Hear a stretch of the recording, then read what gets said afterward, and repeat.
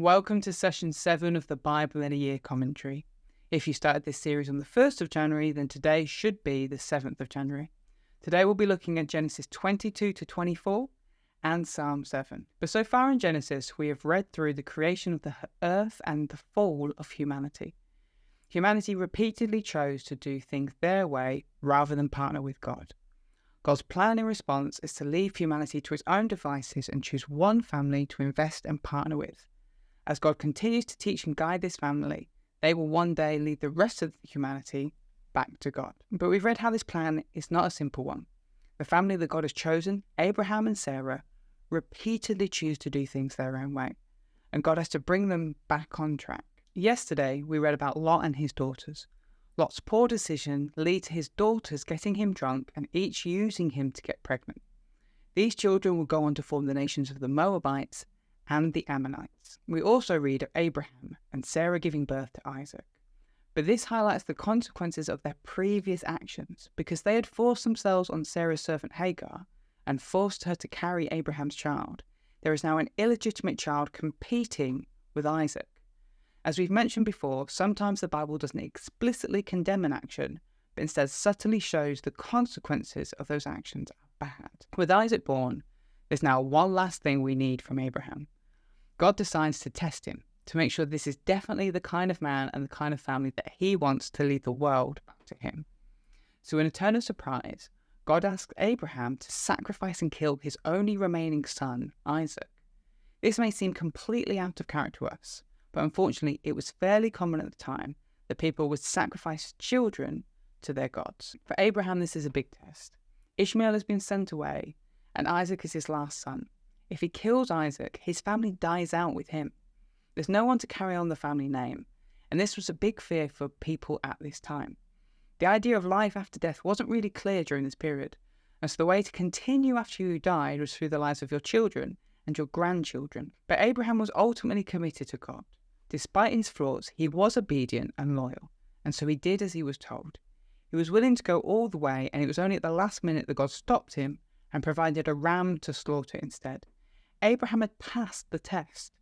His faith wasn't merely a believing thing. It was lived out through his actions and obedience to God. In return, God reaffirms his commitment to Abraham and provides a lamb that Abraham and Isaac could sacrifice together. This became a lesson to Abraham and all his future descendants that God provides for his people. This is the peak of Abraham's journey, and so in many ways our time following him is almost done. But there's still two issues to address. The first is that reminder that though Abraham and his family are blessed by God, they are still mortal and will die. So we get a long chapter on Sarah's death and how Abraham handles it.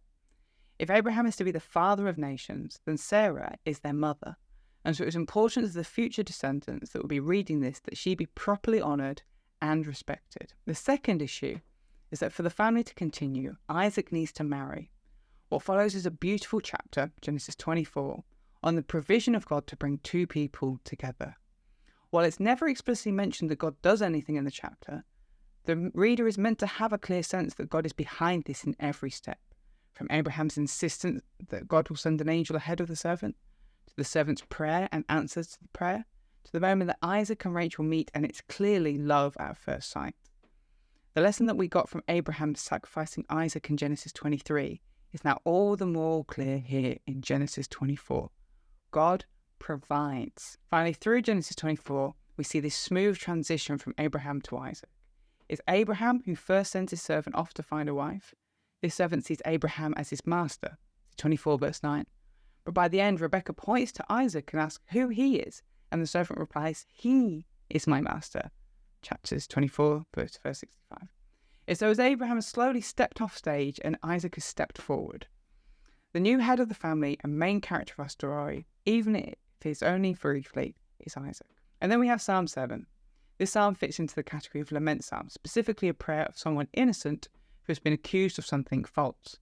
I hope by now you can see how many of the psalms are lament psalms. It is attributed to King David, about a time he was wrestling with the accusations of a man named Cush from the tribe of Benjamin. While there is no specific mention of Cush elsewhere in the Bible, this isn't surprising. Saul and his family were from the tribe of Benjamin, and so there will be many from that tribe that believed that David had unfairly stolen the crown. We see examples of this in 2 Samuel 16 verse 5 and 2 Samuel 20 verse 1. The structure of the psalm is a chiasm, where the passage mirrors itself. Here is a summary of the structure, but I would recommend checking out the written version of this commentary in the description to see the structure properly for yourself. And so we start for verses 1 and 2, a declaration of trust in God. We then have verses 3 and 7, let me be judged for my wickedness. Verse 8, God is my judge. And the first part of verse 9, let the wicked die. Then in the latter part of verse 9, let the righteous be saved. Verses 10 to 11, we have God is my judge. Verses 12 to 16, we have let the unrepentant be judged for their wickedness. And then finally, verse 17, declaration of trust in God. Again, the mirroring of the passage. Unlike some of the other lament psalms we've read so far, this psalm begins with a declaration of trust. From there, the psalmist repents of any wickedness in him. This is important. They don't want pride to blind them from any truth in these accusations. When praying to God about a struggle with someone else, it's always beneficial to first look at yourself and see how you might be contributing to the problem. Jesus raises this point in the Gospels. Have a look at Matthew 7 verse 3 or Luke 6 verse 31. The psalmist recognizes God's authority to judge. If he is wicked or righteous, let God decide.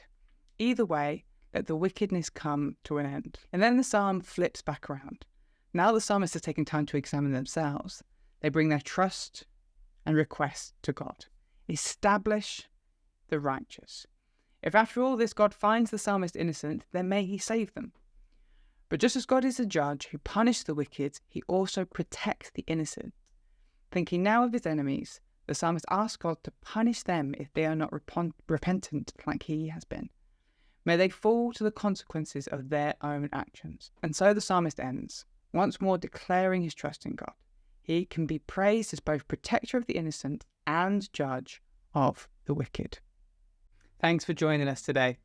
Take a moment to reflect on what you've read and share your thoughts or questions below. If you're watching in the future, then you can click here for the next session, or you can find the full playlist just down here. To receive these daily commentaries in your email inbox, subscribe here or via the link in the description below. Have a great day, and I'll see you tomorrow.